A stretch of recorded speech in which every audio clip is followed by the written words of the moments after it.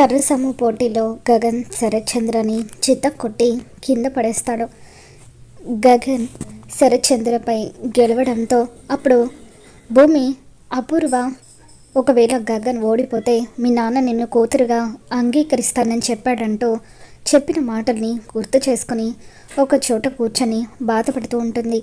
ఇకప్పుడు గగన్ ఒంటరిగా బాధపడుతున్న భూమి దగ్గరికి వస్తాడు. ఒకవేళ నేను పోటీలో ఓడిపోతే మీ నాన్న నేను కూతురుగా అంగీకరిస్తానని చెప్పిన మాట అబద్ధం అంటూ శరత్చంద్ర మీద భూమి కోసం గగన్ ఓడిపోతూ రక్తపు గాయాలతో కింద పడిపోవడంతో అప్పుడు అపూర్వ గగన్ దగ్గరికి వచ్చి చెప్పిన విషయాన్ని గగన్ భూమికి చెబుతూ ఉంటాడు. ఇదంతా కూడా ఆ అపూర్వ కుట్ర ప్రకారం చేసింది. అందుకే నేను గెలిచి నేను చెప్పింది మీ నాన్న వినేలాగా నిన్ను కూతుర్లా అంగీకరించేలాగా చేశాను.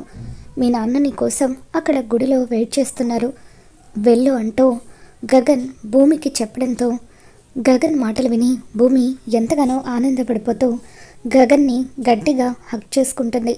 మరి రాబోతున్న ఎపిసోడ్లో ఏం జరగబోతుందో మళ్ళీ మన ఛానల్లో తెలుసుకుందాం. ఈ వీడియో మీకు నచ్చినట్లయితే తప్పకుండా లైక్ చేయండి.